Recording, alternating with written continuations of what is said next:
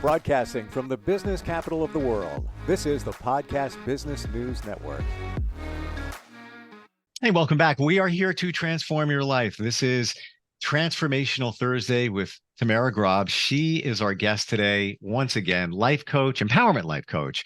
She's also somebody who I'm not going out on a limb. I firmly mean and believe this when I say nobody knows energy and energy healing like this woman. Seriously, she runs deep in a great way to help move your life forward. And she's got a fantastic book we're going to take a look at today. Welcome. How are you doing? Thank you, Steve. I'm doing really well today. How are you? Fantastic. And really gratified that we can dig into your book. You've talked about it a few times when we've gotten together. We've never really gone deep into the book. What's the book called? Okay, it's called The Musings of a Soul Set Free, because that's what it is. They're my musings. It's not a fiction book where you just read chapter to chapter. It is written in 3 different parts for a reason, but it really is just my thoughts, kind of written. Some of it is written poetically, some of it is more just prose, but my thoughts on my journey. It's really about my journey. When we say a soul set free, the soul we're referring to is yours, correct? Yes, it is mine. But the intention is that my readers will eventually be able to get to that point as well. And it doesn't mean that because your soul is free, your life is perfect. That's not at all what is meant by that. It just means that I'm living now in a different vibration. That's what I mean by setting your soul free. For sure. And I totally understand it. I'm in the same kind of journey, and we're all on different journeys. And the reason I ask you that question is because I believe we learn when we hear others' stories. You take a little piece of, I don't care what story it is, there's always going to be something there that we can take from it, put within to enrich, enhance our lives. Sometimes it's a big piece, an aha moment, like, oh, wow, she went through that. I didn't realize that. I'm going through that as well. Can we, before we get deeper into the book, the process, all of that, when you talk about your soul set free, can we go into a little detail on that, how you would describe your soul was set free? So it's, as I said, it was a journey. I mean, it took several years to get there. And I had to go through several stages. I would say I went through what's called an awakening. And I know that a lot of people are going through this process right now. An awakening is when you start questioning everything about your life and things start to fall apart and you don't understand why. You don't understand what's going on in the world. You start questioning, why am I here? What is my purpose? Why is all of this happening? So this questioning is the beginning stages of an awakening. And so I was going through this quite a few years ago. I would say it started for me, almost a decade ago, but really got strong about 5-6 years ago. And I've always loved to write. I mean, I've kept journals since I was young and I still have them. So writing for me is just part of my process of processing my emotions, helping me to heal. It's a very cathartic process for me. And I know it is for a lot of people. And I encourage a lot of my clients to write and journal when they're going through things in their life. So my initial intention wasn't that I was going to publish this book. It was really just a process for me as I was growing. And we know when we grow, we go through growing pains. So that was this part of my life where I was really dealing with a lot of pain, a lot of grief. Relationships were falling apart in my life. My marriage fell apart because, as you said, we're all on different journeys and we're all at different stages. It doesn't mean that one is better than the other. We're more advanced than the other. That's not what I mean. It's just different. And so some people can't come on your journey with you, even though they've been with you for a long time. And I had to come to terms with that. And that was hard. So the growing part is what you have to start going through. And that is very painful. But that's when I started digging deep into my own shadow work. And I did a podcast very early on what shadow work is. And that's basically looking at the parts of you that you have suppressed because you don't like them or others, society has told you these are not good. And it's not true. We are beings of duality. We have shadow in us and we have light. You cannot know your light if you do not acknowledge and know your shadow. So I had to dig deep into why? Why do I do these things? Why am I triggered by this? Why is this happening in my life? I had to go there. And then as I started to acknowledge this, I moved into a healing stage. And there again, this is where, because you have addressed your shadow, you are addressing your inner child wounds, you're addressing your trauma, you start to transmute all that pain and grief into light, into love, into compassion. And you know that like you can do this. It is possible to do, but it takes time. So the healing part is where I began to see and I began to remember my power to change my life, because no one's going to do it for you. But everyone has what they need within them, but you've got to go deep to remember and to bring that out of you. And then finally, that's the freeing stage, where what I mean by that is I'm still living in this world. I still have to deal and address the challenges of this world. I still have to earn an income. I still have to deal with a lot of nonsense, that everyone has to deal with. But I am able to move through things now with so much more ease and grace, and in a state of gratitude. And gratitude is so key, because there's the saying that the more you are grateful for, the more you receive to be grateful for. And that's an absolute truth. So when you look at life as, okay, I went through these challenges, I went through this pain and this grief, but I learned from it. You take the lesson, you learn that lesson, you move on from there in gratitude, because everything we go through is there to teach us something. Rather than looking at the negative of what, oh, I didn't have this or this happened, you flip it around. That's what frees you, because you are no longer attached to the story of what has happened to you. You get to create your own story. And that's what this is. This is my story. Wow. And I like, as I said, I wasn't intending to publish because it's quite personal.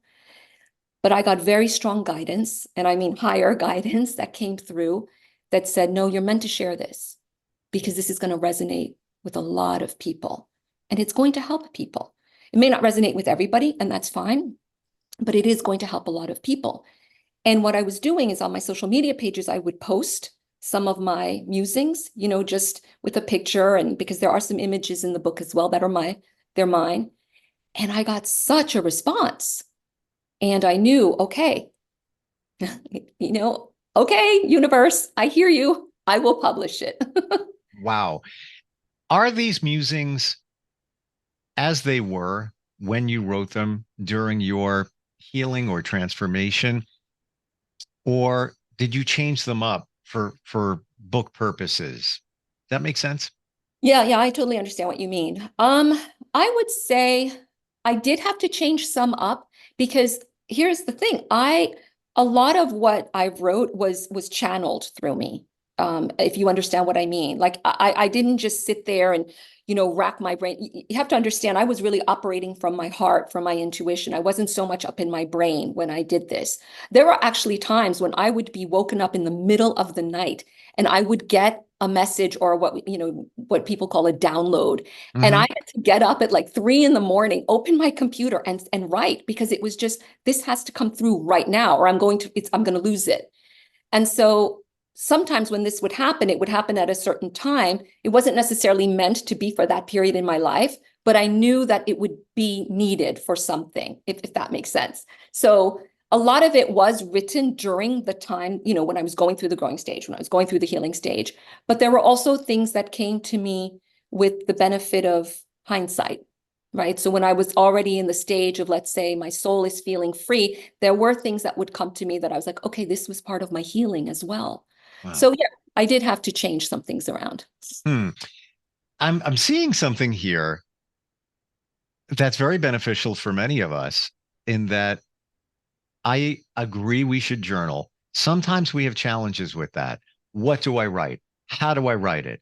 Mhm. Is it something as simple? Nobody's going to see it, but I had a talk to my ex today and it wasn't comfortable. Whatever, hypothetical. But instead of challenging yourself that way, turn it into more of a muse. Maybe if you like poetry, maybe create it in a way that it rhymes just for you, but a different way to have it flow out of you. Because Mhm. sometimes we don't know how to do that. I struggle with it. It took me a while to start a gratitude journal because I overthought it a little bit. Now I wake up, didn't do it today. I feel guilty. Got to get it done before I go to sleep tonight. No guilt or shame. No guilt or I shame. know, but you know what? I make commitments to myself, and I have to stick to them. But it's as simple as the date I am grateful for, and I list three things, and the first three things I think of, and they could be able to walk my dog. Mhm. I have a crappy Jeep I use for kayaking. It started today. Wow, little things, but that's my gratitude. But in journaling, and I believe it's so important that we do that. It's just a different way to do it. That's what I'm suggesting here. And you did it in terms of musings. Right, right. And again, don't overthink it. Yeah. That's exactly my point. Most of what I didn't overthink what I wrote. It just flowed Flowed. because everyone has a story to tell. Yeah. Everyone has a story to tell. And here's the other thing is don't sit there and start editing everything that you know. Just let it flow. I mean, seriously, this is like something that writers that are well published will tell you. You have to just let it flow. The editing will come later. Of course, that will have to be done if you're going to publish, but you don't focus on that then because that will block you, that will stop you. So it's getting into practice. If you're not used to journaling, if it's something that you don't do, yeah, this could require some practice, some time to do.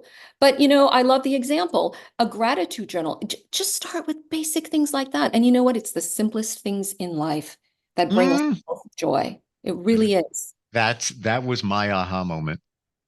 That was my aha moment because took my life from here and scaled it back down to here and Mhm. purged a lot of stuff. And I went for a walk yesterday and it was to an important event, but I was close enough to it. And I said, I'm not driving. I'm not deal with parking. I'm going for a walk. I'll tell you, it's not a long walk, but when there was no cars coming back and forth, I was singing at the top of my lungs, had my headphones on, my backpack. It was great. Yeah, that littlest thing, cup of coffee. I'm Yeah. great. I'm grateful. It's like fantastic. But Yeah. once you start, like you said, practicing the gratitude, and you shouldn't do it, I believe, so that more comes into your life. You should just be grateful anyway for the big things, for the little things, whatever they may be. You you chose to do a quote from somebody at the start of the book. Who is that somebody and why did you make that choice? Okay, so I chose a quote by Madeline Beck, and she's an author, and it's something that I saw many years ago, but it resonated with me so strongly. So it's brief. I'm just going to read it and then I'll explain why I chose it. Sure. She writes, "Start over, my darling. Be brave enough to find the life you want and courageous enough to chase it. Then start over and love yourself the way you were always meant to." And for me, that just hit me so hard. There are two things that I take from that. One is no matter how old you are, no matter what you've been through in life, no matter your challenges, you can always change your life. You can always do something different because every day is a new opportunity to change your life. The other thing that I got from this is self-love. Mm, Self-love is the key. You have to love yourself enough that you are not afraid to take that leap of faith. You're not afraid to step out of your comfort zone. You're not afraid to be yourself authentically. You're not afraid to create the highest and best life for yourself. So you don't love yourself, you're not capable really and truly of loving another or of receiving that level of love. So everything comes from within, as I always say, and I always teach and live by that. So that's why I chose that, because I really, that's a message that I find is so important for people to understand. You've got to start by loving yourself first. I can't emphasize more your point right there. And that's what I learned. And it took me time to learn it. And once you're at that point, it's my belief you never have to worry because somebody's always got your back. You. You. Yeah. Exactly. Yeah. Others will disappoint. It is part of life, but you never have to worry. And I one day after going through a bunch of stuff, we all go through stuff. I walked out of this building, looked up toward the sun, had a lot going on. And I call it my quiet calm. I was like, oh, we're good. We Yeah. are good. We're good. Yeah. It's I love that quote because it says everything that you're talking about here, we're talking about. There's two words that really resonate with me from that quote that I really love. Hmm. She says, start over, my darling. Hmm. And if you took those two words out, the quote is impactful. But when you add those two words in, vibrationally, energetically, Yeah. she's showing you that she cares Hmm. in sharing this quote. Uh, and it connects with me more. I can't explain it either way. There's just something about her throwing those two words in, along with all the other powerful words in there, that Right. just make it genuine. Absolutely. Our Yeah. words hold a lot of power. Yes. And when you can Yeah. expend that compassion in your words, that is when it really resonates with others. And people will connect with you because of that. And that's in a lot of my writing. Um, I use words like that because Mm, that's how it's also about yourself. You're calling yourself my darling, right. right? Because remember, we often speak so much more with kindness to others than we do with ourselves. Oh my gosh.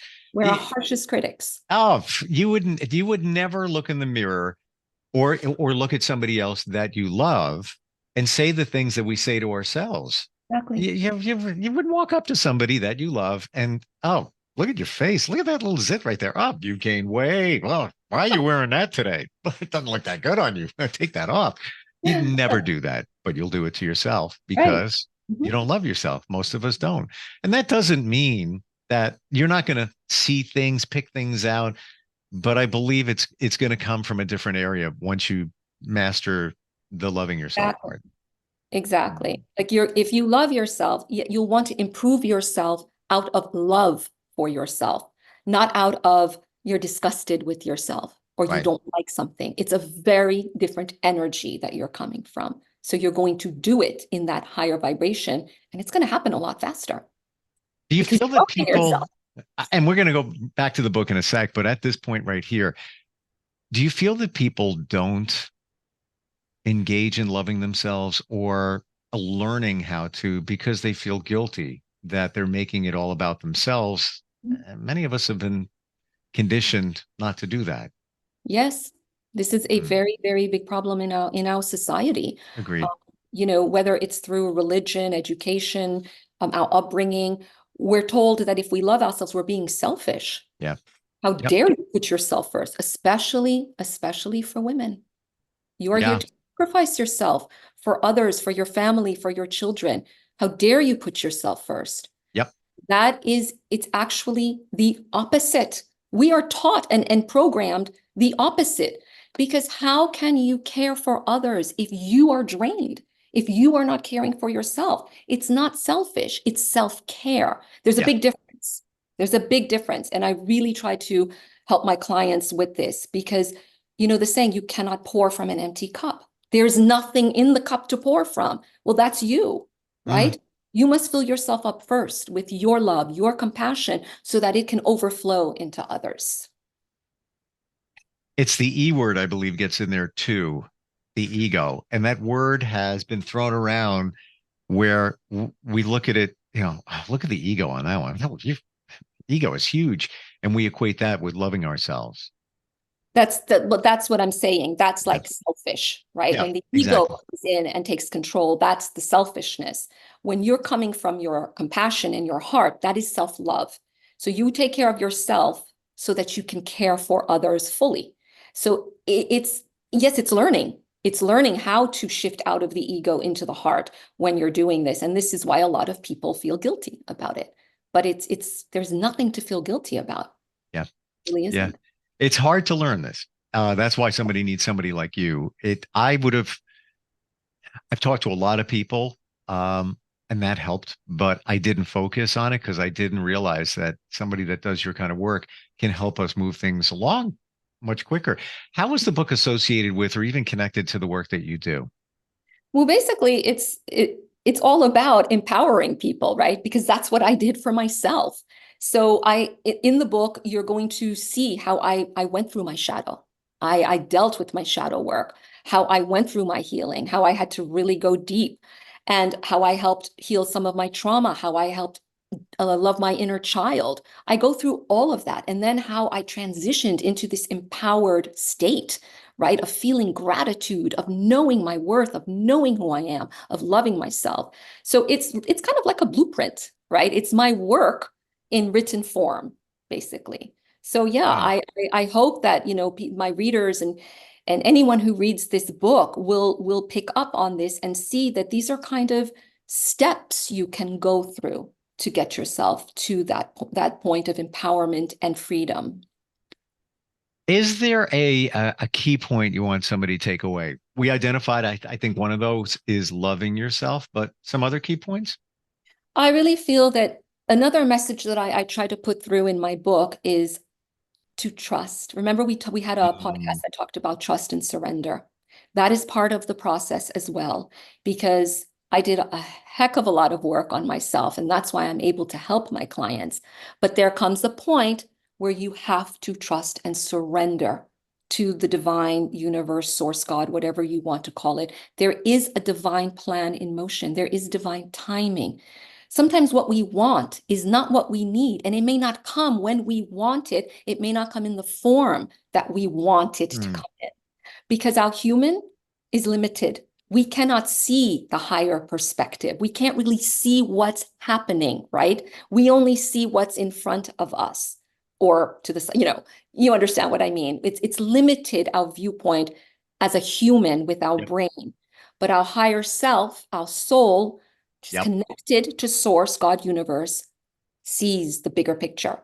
So sometimes there has to be a point of patience, trust, knowing that if you are aligned with your heart, with your soul, you're doing this from your highest joy. This is what your heart desires. It's not what you think you should do. The universe is going to put things in motion for you very quickly, as it did for me. Interesting. I've even just what you said, I had a vision for my life. And I really mean that. And that you woke up my mind a little bit there from what you just said. And especially, it's like we're the horse, the stereotypical with the blinders on, and this is the human experience, but it's all out here, but we can't see it. Wow. How do we find this book, Tamara? So you can order it through the publisher's website, which is Balboa Press. So it's balboapress.com/en/bookstore, or Amazon.com and BarnesandNoble.com. And on Amazon and Barnes and Noble, you can get both the paperback and the ebook. Love it. Great publisher, by the way. Yeah, they are the self-publishing arm of Hay House. Yeah. Yep. And Hay House respected for decades for this type of work and information Exactly. from. Wonderful talking with you. Congratulations on the book, The Musings of a Soul Set Free. Set your soul free. And that's the blueprint for it in the book. Thank you so much for being here today. You're welcome. It was a pleasure as always. Same. We'll be right back.